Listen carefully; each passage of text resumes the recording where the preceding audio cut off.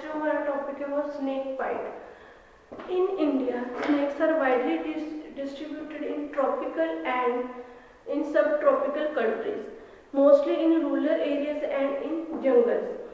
Most of snakes are, however, known poisonous, and there are about 2,500 species in the India, and out of these only about 200 species are poisonous. जो snake bite है, जो 2500 हमारे पास जो snake की species है हमारे India में, उसमें से सिर्फ जो 200 स्पीसीज है वो ही जो है वो पॉइजन क्रिएट करती है, उनमें ही ज़्यादा पॉइजन होता है जो जिससे डेथ होती है। पॉइजनस जो स्नेक्स हैं आर फाउंड all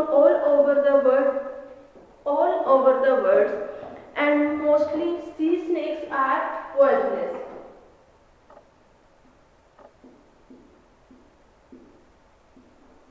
जो मोस्टली सी स्नेक्स होते हैं वो ज़्यादा पॉइजन क्रिएट करते हैं, वो पॉइजनस होते हैं। Most snakes bite only if they are provoked. Mostly जो स्नेक्स बाइट तभी करते हैं जब हम उनको उकसाते हैं या उनको प्रोवोक्ड करते हैं, वो अपने सेल्फ डिफेंस के लिए, अपने बचाव के लिए वो दूसरे जो ह्यूमन बींग्स हैं उनके ऊपर अटैक करते हैं, उनको बाइट करते हैं।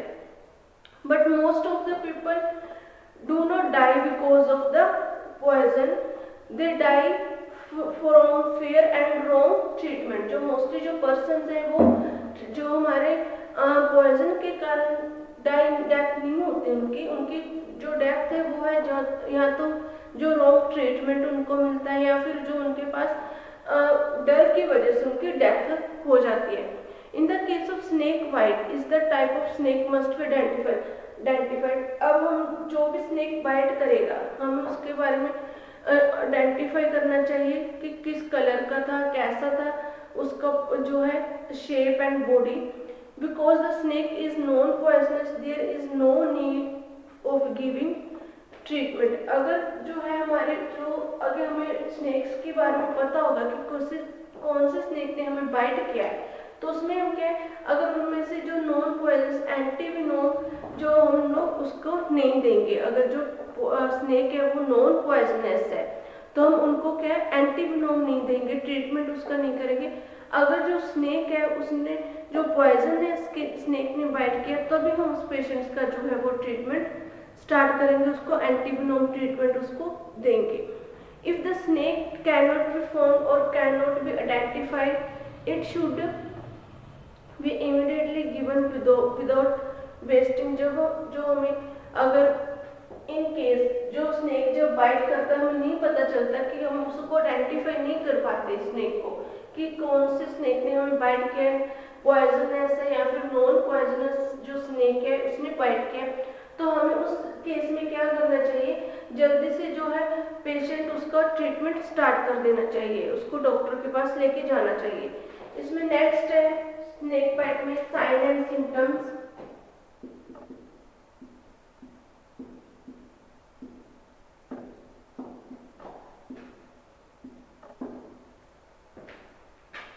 साइन एंड सिम्टम्स में है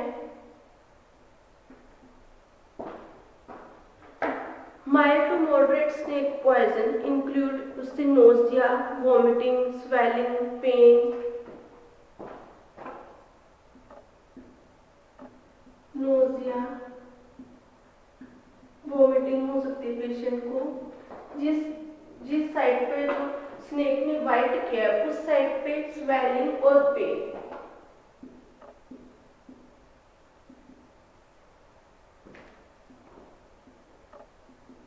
स्वेलिंग एंड पेन हो सकती है पेशेंट के उस एरिया में जहाँ पर जो स्नेक उसने बाइट किया। Shortness of the breath, rapid pulse, dimmed vision. Some time में क्या है कि जो ब्रीथिंग है वो प्रॉपर ब्रीथ नहीं ले पाता पर्सन, जो उसकी पल्स है वो भी रैपिडली चलती है एंड जो है विजन उसको जो क्लियर दिखाई नहीं देगा, धुंधलापन आ जाता है उसकी आंखों के आगे। In case of severe poisoning, the symptoms include rapid swelling, numbness and pain at the site of the bomb, blood, vision, shock, conversion and paralysis. ये हैं इसके साइन एंड सिम्टम्स। नेक्स्ट है फर्स्ट एड ट्रीटमेंट। क्या क्या treatment है snake bite की?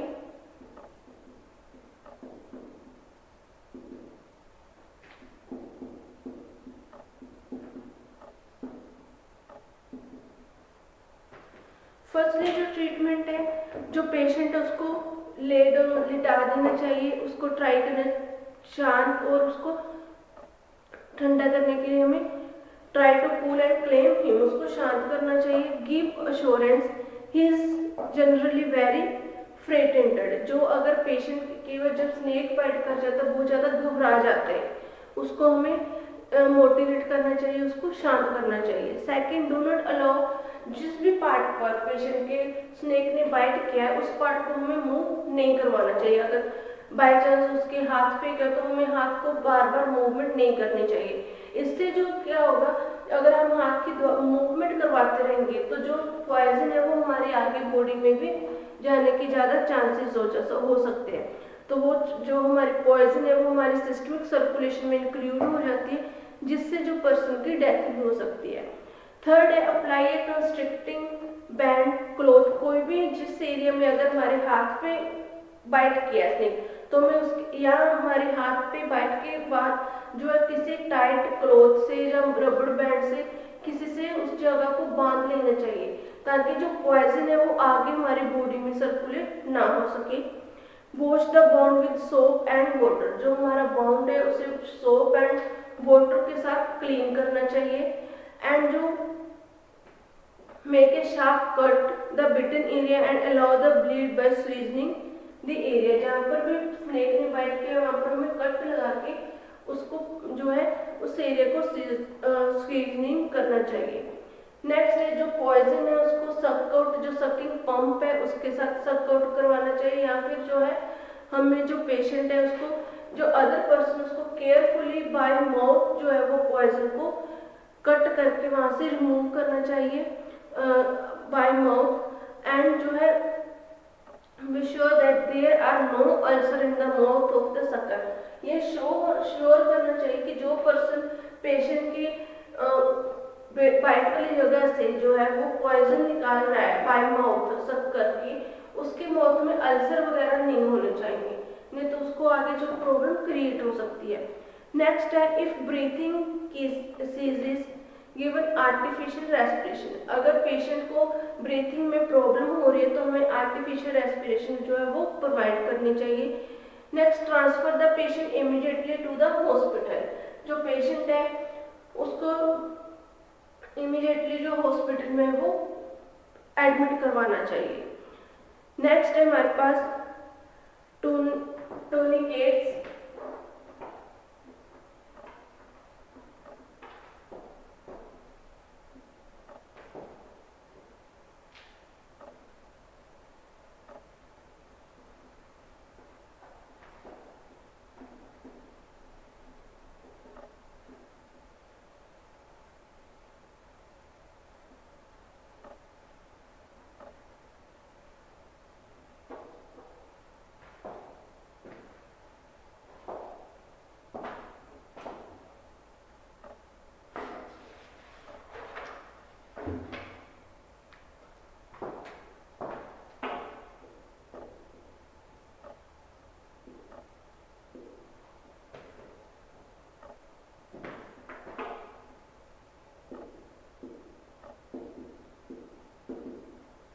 Next है हमारे पास टॉपिक टूनिकेट्स। जो टूनिकेट्स है ये एक ऐसा डिवाइस है usually made up of cord, rubber, जो कॉर्ड, रबर ट्यूब, लेदर या फिर टाइट बैंडेज।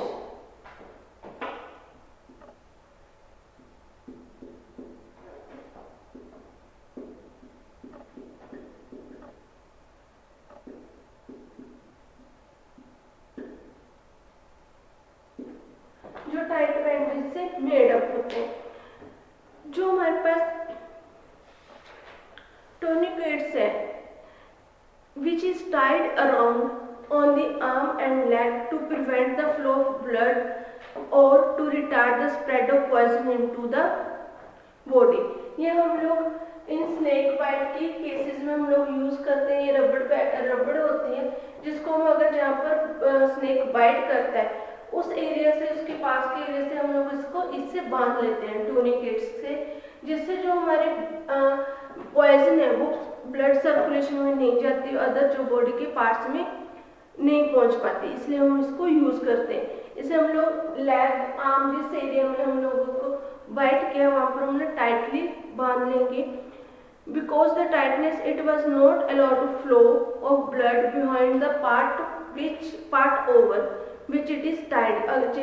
क्योंकि हम इसे टाइटली बांध लेते हैं तो जिस उससे क्या होता है, जो हमारा पार्ट है, जो हमारे ब्लड है वो आगे सर्कुलेट नहीं होता, आगे पॉइजन नहीं जाती। Tourniquets are no longer recommended as a first aid measures to stop bleeding or spread of poison because the danger of reducing the supply of oxygen to other tissue।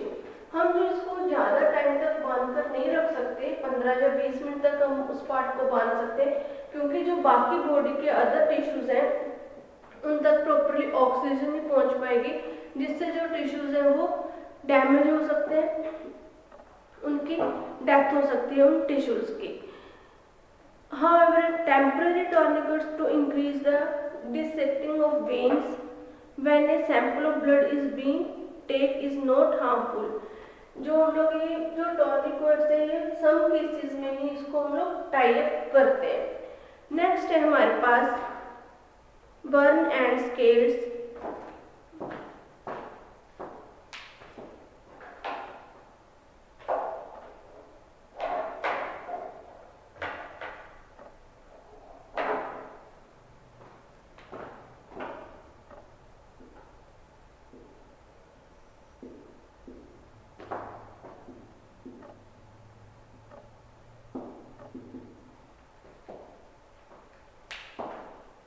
Burn and scales, इसमें first one है burn.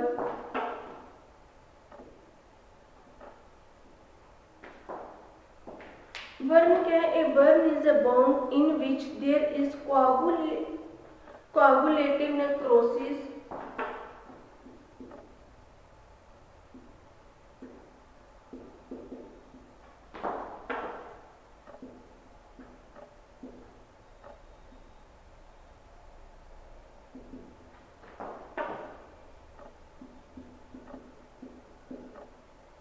coagulative necrosis of tissues।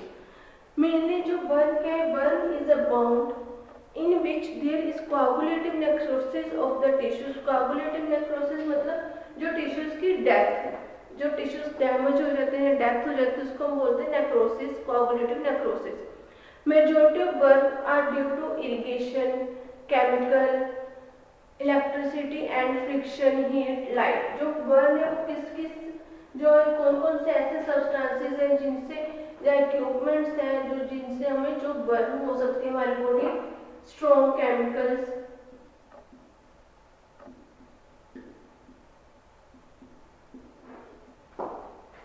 Heat, stroke,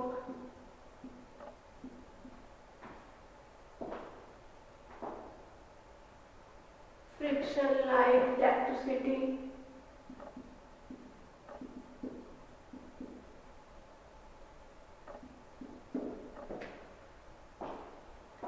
इन चीजों से जो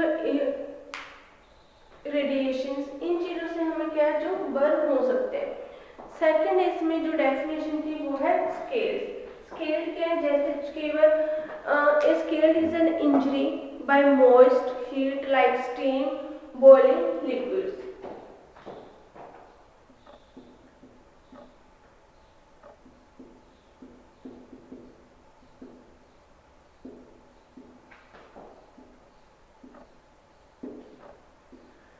scales क्या? Burn है कि उसका meaning है जलना, कि रेडिएशन की वजह से, केमिकल्स के कारण, हीट या फिर इलेक्ट्रिसिटी, स्ट्रोक, लाइट के कारण जो हमारी बॉडी के जो एरिया है, पार्ट्स हैं, वो स्किन जल जाती है ऊपर से, या फिर डीपली जो है वो बर्निंग हो जाती है, उसको हम बोल देते हैं बर्न, जिससे जो टिश्यूज है उनकी डेथ भी हो जाती है।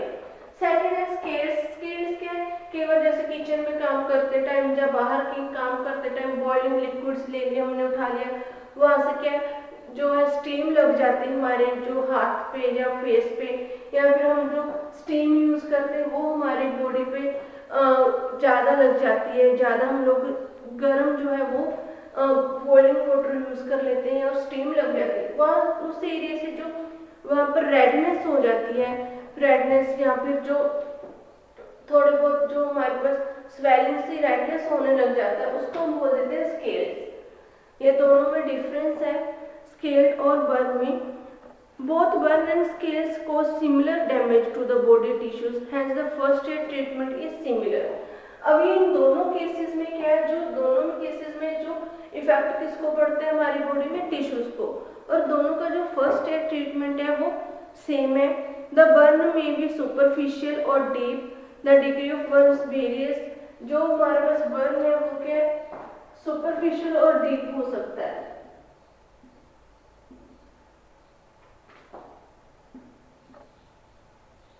सुपरफिशियल और डीप जो है हमारी स्किन बॉडी तक ये बर्निंग हो सकती है।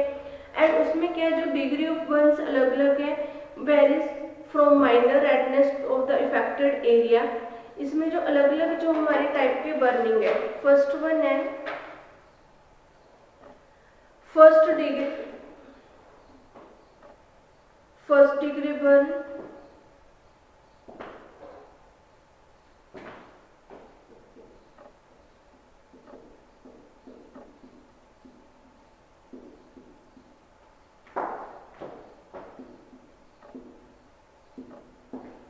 फर्स्ट डिग्री बर्न है उसमें क्या होता है, in this type only the outer surface of the body of the skin is involve. इसमें जो हमारी ये आउटर साइड का बॉडी का ये ऊपर वाली जो स्किन है सिर्फ यही बर्निंग होती है, इस पर ही इफेक्ट होता है। जैसे इसमें जो सिम्टम्स क्या है, रेडनेस हो जाना स्किन का रेड होना, ड्राई हो जाना, painful, sensitive to touch.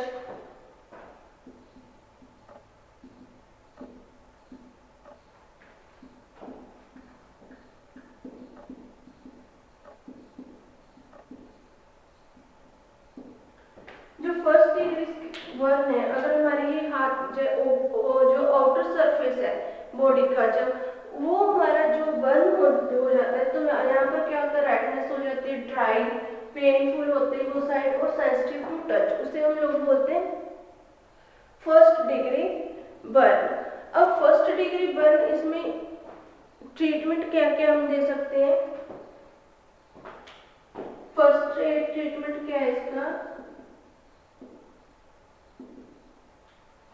First aid treatment में फर्स्टली पॉइंट है हमारे पास जो impress the burn area with cold water and pain subsides. हमें सबसे पहले इसको कोल्ड वाटर के साथ क्या वॉश करना चाहिए जिस एरिया में हमारे बर्निंग हुई है। दूसरा है उसमें जो पॉइंट है, जो हमें apply clean clothes wring out in the ice water for a long as an hour. जैसे हम लोग क्लीन क्लॉथ लेंगे उसमें आइस के सम पीसेस डालेंगे और उसको अपने जो है हाथ पे जहाँ पर भी बर्निंग हुई है वहाँ पर हम उसको अप्लाई करेंगे, उसको अप्लाई करने के बाद वहाँ पर हमें रिलीफ फील होगा। ये हमें 1 आवर या आधे घंटे तक ये जो है प्रोसेस करनी है। थर्ड है, अगर हमारा जो बर्निंग एरिया है वो डर्टी है, ठीक है, उसे सबसे पहले हमें वॉश करना चाहिए with soapy water, then flush with plenty of the cold water. बाद में उस एरिया में हमें कोल्ड वाटर को अप्लाई करना चाहिए। उसके बाद हमारे पास second degree burn.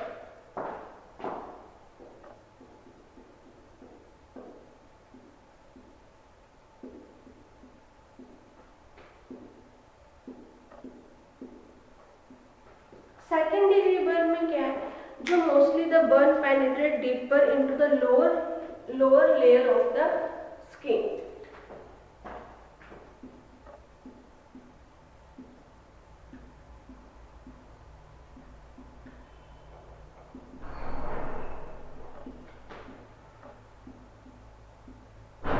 The burn penetrate into deeper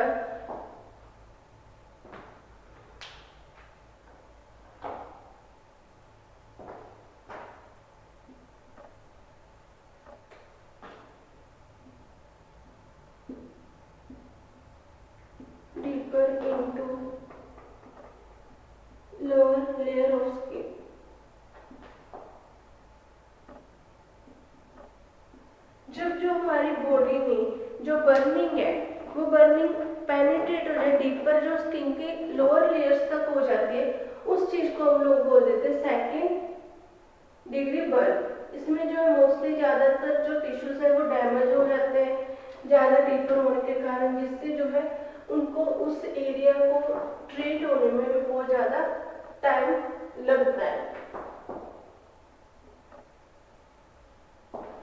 second जो बर्न है उसमें क्या है, हमारे पास सिम्टम्स कौन कौन से हैं। फर्स्ट हमारे पास जो सिम्टम्स हैं,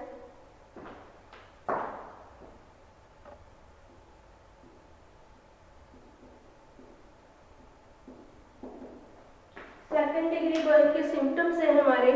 इस second degree burn produce redness, blister, weeping and wetness, swelling and pen.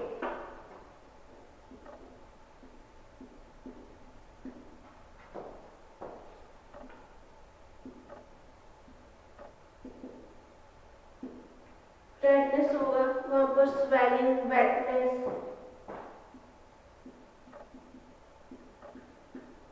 And pen. जो जिस एरिया में जो बर्न होता है, सेकंड जो बर्न है उसमें क्या है, जो रेडनेस हो जाएगी वहां पर वेटनेस, वाटर होगा, ठीक है, स्वेलिंग, पेन होगा, ब्लिस्टर, बीपिंग एंड वेटनेस, इसके जो है साइलेंट सिम्टम्स है सेकंड डिग्री बर्न के।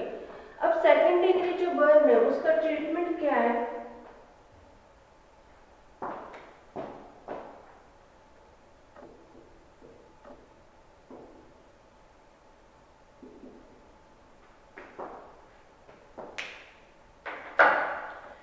Treatment in the case of second degree burn, immerse the burnt area in cold water। Firstly हम लोग जो फर्स्ट एड करेंगे घर पे उसको कोल्ड वाटर के साथ इमर्स करेंगे, ताकि जो हमें जलन फील हो रही है, जो पेन हो रहा है वो थोड़ा कम हो सके पेशेंट को।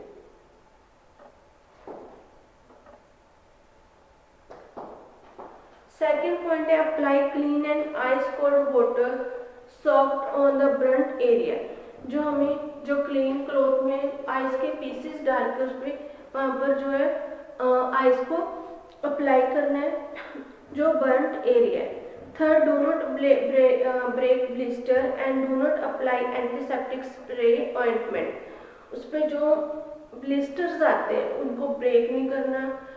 और नेक्स्ट उस पर जो हम लोग कोई भी एंटीसेप्टिक जो स्प्रे है वो यूज़ नहीं करेंगे।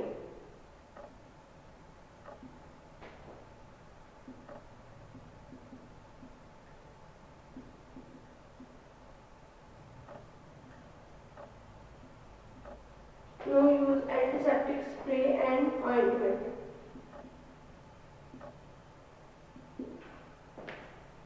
Next, third point है apply a layer on non adherence sterile petroleum gauze। जो उसमें sterile petroleum gauze है उसका हमें अप्लाई करना है। If an arm or leg is burnt, keep it elevated। Fifth है इसमें, सिक्स्थ पॉइंट है an infection is likely to be present, so the physician must be consulted for necessary antibiotic therapy. अगर हम जो treatment कर रहे हैं, जो बर्निंग एरिया वहाँ पर हमें कोई इन्फेक्शन फील हो रहा है कि इन्फेक्शन हो रहा है हमारी बॉडी में, तो उस केस में हमें जो है वो डॉक्टर के पास मेडिसिन के लिए जाना है, ताकि जो डॉक्टर्स हैं वो हमें एंटीबायोटिक प्रिस्क्राइब कर सकें और जो हमारी इन्फेक्शन है वो ट्रीट हो सके और वो पूरी कंप्लीटली हमारी जो बॉडी है वहां तक कंप्लीट बॉडी में इन्फेक्शन और क्रिएट ना हो।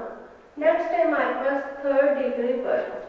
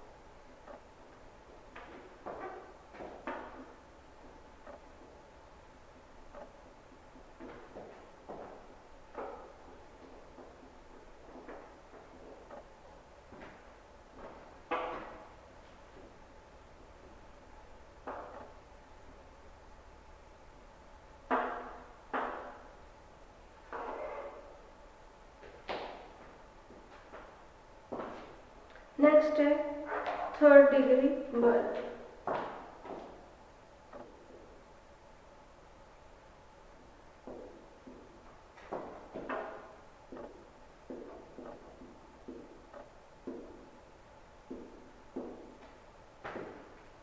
थर्ड डिग्री बर्न में क्या है, involves not only the outer and deeper layer the skin but also tissue below the skin। इसमें आउटर डीपर के साथ साथ जो स्किन बिलो टिश्यू, स्किन के बिलो में टिश्यूज हैं वो भी डेड हो जाते हैं, उनको भी इफेक्ट पड़ता है। इसमें जो सिम्टम्स है हमारे, the skin is pale white और चेयर्ड ब्लैक, जो बिल्कुल जो हमारी स्किन है वो white pale and shed black colour की हो जाती है 3rd डिग्री केस में। And swollen underlying the tissues are expose, जो हमारी स्किन के अंडर जो टिश्यूज है वो भी हमें दिखाई देने लग जाते हैं, बिकॉज जो पेन नर्व्स हैं वो डिस्ट्रॉय हो जाती हैं। There may be no severe local pain in the burnt area but the migraine margin यार पेन, जो हमारे टिश्यूज है वेन्स की डेड होने के, डिस्ट्रॉय होने के कारण हमें पेन फील नहीं होता, but burnt area but the margins are painful. जो लोकेशंस है इसमें when the face is burnt and there is a injury in the respiratory tract में, या फिर जो victims has difficulty in swelling और breathing, hospitalisation is usually needed. इस 3rd degree में हमें हॉस्पिटल जो पेशेंट्स को जरूरी है लेके जाना। सेकंड और 3rd degree burn of the hand and any joint should always be treated by doctor, because जो अगर हमारे जो हैंड है या फिर जो जॉइंट्स है उनमें 2nd और 3rd डिग्री में बर्न होता तो वो क्या डॉक्टर्स उसको ट्रीट कर पाते हैं। अगर ज़्यादा बर्निंग एरिया तो उस केस में जो पेशेंट्स की डेथ भी हो जाती है। अब 3rd डिग्री में जो हम लोग ट्रीटमेंट देते हैं, फर्स्ट एड ट्रीटमेंट, वो क्या है, पहले तो पेशेंट्स के जो क्लोथ्स है उनको रिमूव करना, ठीक है, removing cloth but do not remove any, जो जहाँ पर बर्न हुआ है उसके साथ अगर कोई क्लोथ्स के पार्टिकल्स अटैच है हमें उससे नहीं रिमूव करना, बाकी जो क्लोथ्स है उनको रिमूव करना है। Do not apply grease ointment, कोई ऑइंटमेंट कमर्शियल जो हमारे पास प्रेस्क्रिप्शन है वो प्रेपरेशन या फिर ग्रीस उस पर अप्लाई नहीं करनी। 3rd है जो हमारा cover the burnt area sterile dressing and clean house और लाइनिंग के साथ हमें उसको कवर करना है। उसके बाद नेक्स्ट है जो आइस कोल्ड, हमारी हमें आइस कोल्ड वाटर है